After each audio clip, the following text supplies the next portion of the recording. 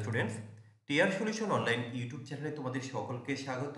তো আজকের এই ভিডিওতে আমি আলোচনা করতে চলেছি ডাব্লিউবিপিএসসির যে আইডিও এক্সাম নোটিফিকেশন আসতে চলেছে সেই পরীক্ষার যাবতীয় সমস্ত খুঁটিনাটি বিষয়, যেমন এই পরীক্ষার যে সিলেবাস, এই পরীক্ষার জন্য আমরা কারা অ্যাপ্লাই করতে পারবো, আগের বারের কাট অফ কী গিয়েছে, পরীক্ষার প্যাটার্ন কেমন, কোন ভাষাতে আমরা পরীক্ষা দেব। তো এই সমস্ত কিছু কিন্তু আজকের এই ভিডিওতে আমি আলোচনা করে দিচ্ছি। তোমরা প্রত্যেকে ভিডিওটি শেষ অবধি দেখতে থাকো। আশা করি এই পরীক্ষার যাবতীয় সমস্ত ইনফরমেশন কিন্তু তোমরা এখানেই পেয়ে যাবে। তো তোমরা হয়তো জেনে গেছো ইতিমধ্যেই যে নোটিফিকেশন কিন্তু খুব শীঘ্রই আসতে চলেছে। এখন কোশ্চেন হচ্ছে যে তাহলে আমরা কারা এই পদের জন্য অ্যাপ্লাই করতে পারবো। দেখো, তোমরা যারা গ্র্যাজুয়েশন কমপ্লিট করে নিয়েছো, যে কোনো বিষয়ে যারা গ্র্যাজুয়েশন বা স্নাতক ডিগ্রি কমপ্লিট করে নিয়েছো, তোমরা প্রত্যেকেই কিন্তু এর জন্য অ্যাপ্লিকেবল। এছাড়াও এখানটায় রয়েছে, দেখো, যে কোনো তোমার স্বীকৃত বিশ্ববিদ্যালয় বা প্রতিষ্ঠান থেকে যে কোনো বিষয়ে তোমরা সেটা ডিপ্লোমা হোক কিংবা বিটেক যদি কেউ করে থাকো, তাহলে তারাও কিন্তু এখানে অ্যাপ্লাই করতে পারবে।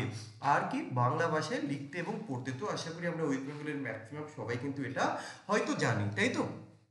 তাহলে আমরা মোটামুটি যারা গ্র্যাজুয়েশন পাস করেছি আমরা প্রত্যেকে অ্যাপ্লাই করতে পারবো।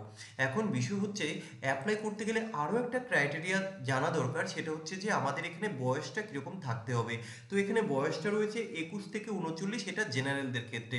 এবার সেখানে এসসি এসটি ওবিসির ক্ষেত্রে প্লাস মাইনাস সেটা আশা করি তোমরা প্রত্যেকে জানো, 3 বছর 5 বছর যেটা থাকে। তো এই পরীক্ষার ক্ষেত্রেও সেটা তোমরা পাবে।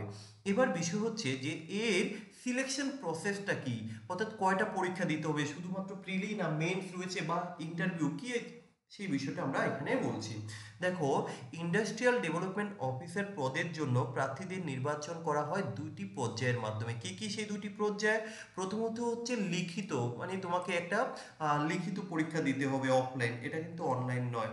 তারপরে কিন্তু ডাইরেক্ট তুমি দেবে ইন্টারভিউ বোর্ড, অর্থাৎ যদি সেই লিখিত পরীক্ষার কাট অফ তুমি ক্লিয়ার করতে পারো, তাহলে ডাইরেক্ট কিন্তু চলে যাচ্ছ ইন্টারভিউ বোর্ডে, অর্থাৎ এখানে কিন্তু কোনো রকম কোনো মেন্স নেই। তাহলে এবার কথা হচ্ছে, সেই লিখিত পরীক্ষাটি কোন কোন বিষয়ের উপর আমাকে দিতে হবে, কেমন? তো সেই পরীক্ষার সিলেবাসটা বলার আগে আমি আর একটা বিষয় তোমাদেরকে বলে রাখি, এই পরীক্ষাটা কিন্তু তোমরা বাংলা ভার্সনে দিতে পারবে না। লাস্ট 2019 সালে পরীক্ষা হয়েছিল, শুধুমাত্র ইংলিশ ভার্সনে কিন্তু কোশ্চেনটা থাকে। তো এই জায়গাটা একটু খেয়াল রাখতে হবে কিন্তু। বাংলা ভার্সনে তো আমরা অনেকেই প্রিপারেশন নিই, যেমন বিসিএস প্রিলি অবধি ঠিক আছে, মিসলিনিয়াসের ক্ষেত্রে আমরা প্রিলিমিনারি ঠিক আছে, ক্লার্কশিপের ক্ষেত্রে আমরা দিতে পারছি বাংলাতে, কিন্তু এই পরীক্ষার ক্ষেত্রে আমাকে ইংলিশ ভার্সনে পরীক্ষা দিতে হবে।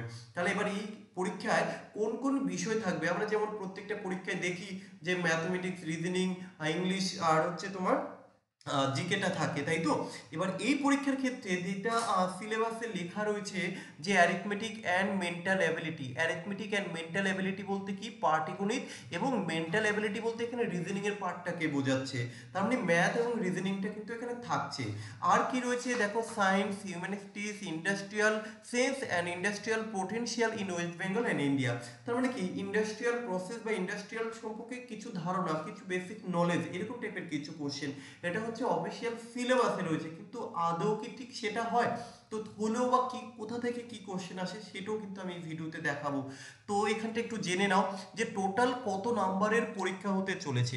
দেখো, তোমরা যে পরীক্ষাটি দেবে, এখানে দুটো পার্ট থাকছে, যেটা সিলেবাসে রয়েছে, যে জিকে জিএস পোর্শনটা থাকছে, যেখানে থাকবে টোটাল 75টা কোশ্চেন, আর মেন্টাল এবিলিটি এবং অ্যারিথমেটিক থেকে থাকবে 25টা কোশ্চেন। তাহলে টোটাল কোশ্চেন দাঁড়ালো 100টা।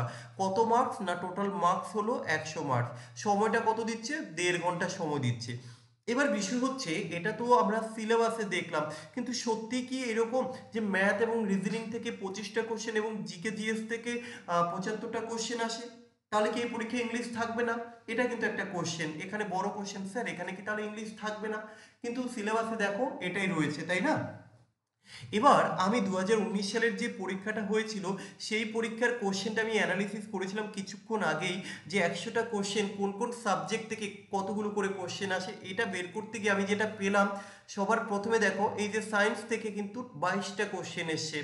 2019 সালে সায়েন্স থেকে 22টা কোশ্চেন এসছে ইন্ডাস্ট্রিয়াল ডেভেলপমেন্ট অফিসার পরীক্ষায়, প্রিলিতে, প্রিলি বা মেন্স একটাই তো পরীক্ষা। ইতিহাস থেকে 9টা কোশ্চেন এসছে, ভূগোল থেকে 9টা কোশ্চেন এসছে, ইকোনমি থেকে 5টা কোশ্চেন, সংবিধান থেকে একটা কোশ্চেন, স্ট্যাটিক জিকে থেকে কিন্তু 15টা কোশ্চেন এসছে, কম্পিউটার থেকে 2টো কোশ্চেন, ইংলিশ থেকে কিন্তু 9টা কোশ্চেন, যে ইংলিশ কিন্তু সিলেবাসের কোথাও হয়তো আমরা দেখিনি, যে জেনারেল ইংলিশ বা অবজেক্টিভ ইংলিশ, ঠিক আছে, বা বেসিক গ্রামার, এটা কিন্তু মেনশন আমরা দেখিনি। তো এখানে কিন্তু ইংলিশটাও আমাদের থাকছে। কারেন্ট অ্যাফেয়ার্স পার্টটা না থাকার মতোই, কিন্তু আগেরবার আমরা একটা মাত্র কোশ্চেন পেয়েছিলাম। ম্যাথমেটিক্স থেকে থাকছে 20টার মতো কোশ্চেন এবং রিজনিং থেকে 7টা কোশ্চেন, যেটা আমরা হয়তো আগের স্লাইডে দেখিয়েছিলাম যে ম্যাথমেটিক্স অর্থাৎ অ্যারিথমেটিক অ্যান্ড মেন্টাল অ্যাবিলিটি থেকে 25টা কোশ্চেন থাকে, কিন্তু প্র্যাকটিক্যালি আমি 2019 সালের কোশ্চেনটাকে কাউন্ট করে দেখলাম ম্যাথমেটিক্স এবং রিজনিং থেকে কিন্তু 27টা কোশ্চেন আমরা পেয়েছি, 27টা কোশ্চেন আমরা পেয়েছি। বাকি যে কোশ্চেনগুলো থাকছে, কতগুলো কোশ্চেন আমাদের 73, তাহলে 73% থাকছে আমার টোটাল জিকে জিএস পার্ট থেকে।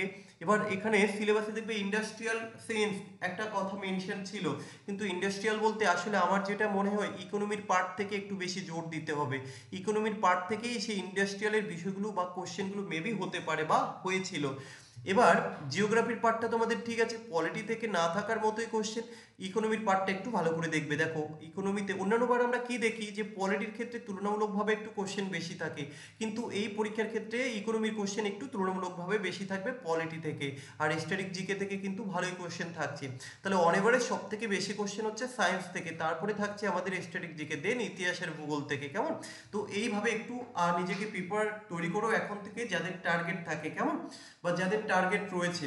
তবে মনে রাখবে ভ্যাকান্সি কিন্তু খুব বেশি থাকে না এখানে, প্রায় তুমি ধরে রাখো 100 থেকে কত 125 এর মধ্যেই মেবি হতে পারে ভ্যাকান্সি। যাই হোক, যদি বেশি হয় সেটা আমাদের সকলের জন্যই ভালো। এবার বিষয় হচ্ছে এই যে পরীক্ষা আগের বার কত কাট অফ গিয়েছে। দেখো এখানে যে কাট অফটা তোমাদেরকে আমি দেখাচ্ছি, এটা হচ্ছে রিটেন পরীক্ষার কাট অফ, অর্থাৎ সেই 100 মার্কে যে লিখিত পরীক্ষা তোমরা দেবে সেই 100 মার্কে কত কাট অফ গিয়েছে, অর্থাৎ এই কাট অফ বা এই নাম্বারটা আগের বার যারা পেয়েছিল তারা কিন্তু প্রত্যেকে ইন্টারভিউ বোর্ডে গিয়েছে। তারপরে কি হবে ইন্টারভিউতে, এখানে কিন্তু অনেক নাম্বার থাকছে, কত নাম্বার, 100 নাম্বার থাকছে ইন্টারভিউতে।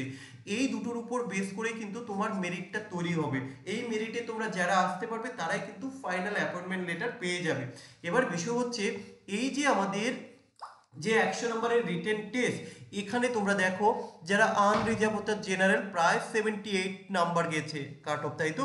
ওবিসি এর ক্ষেত্রে 73, ওবিসি বি 75, এসসিদের ক্ষেত্রে কাট অফ গিয়েছে 70.33, এসটির ক্ষেত্রে 60.33, বাকি আরো কাট অফগুলো রয়েছে পিডি তোমার ব্লাইন্ডনেস, হিয়ারিং প্রবলেম যাদের রয়েছে, মেরিটোরিয়াস, স্পোর্টস পার্সন, তো প্রত্যেকের ইন্ডিভিজুয়ালি কাট অফ এখানে আমি দেখিয়ে দিলাম, যেটা আগের বারের আমাদের প্রিলিমিনারিতে গিয়েছে বা যেটা রিটেন এক্সাম হয়েছে তার কাট অফ। তো ফাইনাল কাট অফটা উইথ ইন্টারভিউ আমি এখানে রাখলাম না, সেটা পরে আমি এখনো কালেকশন করতে পারিনি, সেটা কালেক্ট করে আমি তোমাদের জানিয়ে দেবো যে ফাইনাল সিলেকশন হয়েছিল কত নাম্বারে, কেমন?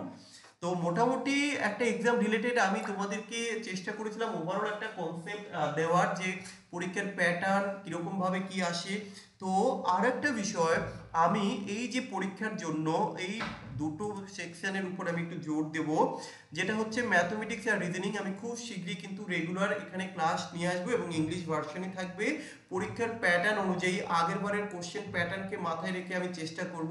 তবে একটা জিনিস বলে রাখি, পিএসসি কিন্তু একটু আপডেট হচ্ছে, অর্থাৎ তোমরা দেখেছো কিছুদিন আগে যে ক্লার্কশিপের পরীক্ষা হয়েছে, ক্লার্কশিপের কোশ্চেন প্যাটার্নে কিন্তু কিছুটা নতুনত্ব আমরা পেয়েছি, প্যাটার্ন কিছুটা চেঞ্জ পেয়েছি। তো 2019-এ পরীক্ষা হয়েছে, আজকে 2024 অর্থাৎ 25-এ ধরে রাখো পরীক্ষা হবে, প্রায় এখানে আমাদের 5 বছর পর হতে চলছে, তাই তো? তাহলে মনে রাখবে কোশ্চেন আগে যেরকম লেভেল ছিল এখন কিন্তু হয়তো ম্যাথ রিজনিং এর লেভেলটা একটু বাড়তে পারে, তো প্রিপারেশন কিন্তু আমাকে সেইভাবে নিতে হবে। আর আরো একটা বিষয়, আমরা কিছুদিন আগে ক্লার্কশিপের এক্সাম দিয়েছি, যাই হোক তার রেজাল্টও কিন্তু খুব শীঘ্রই পাবলিশ হবে। মেবি 2025-এ আরো কিছু ভ্যাকান্সি আসতে চলেছে, মোটর ভেহিকেল এরও কিন্তু তোমার ভ্যাকান্সি আসবে। তো যাই হোক আজকের ভিডিওতে এইটুকুই শেয়ার করার ছিল, তোমরা প্রত্যেকে একটু জানিও আমি ইংলিশ ভার্সনে ম্যাথমেটিক্সের উপর ক্লাস নিয়ে আসবো কিনা, যদি তোমরা ডিমান্ড করো দেন আমি কিন্তু ক্লাস নিয়ে আসবো, একদম এক্সাম ওরিয়েন্টেড আমার ক্লাস থাকবে। চলো প্রত্যেকে ভালো থেকো, ভালোভাবে প্রিপারেশন নাও। আর যদি মনে করো এই ভিডিওটি একটু হেল্পফুল, তো তোমার বাকি যে বন্ধুরা রয়েছে তাদের সাথে একটু শেয়ার করে দিও।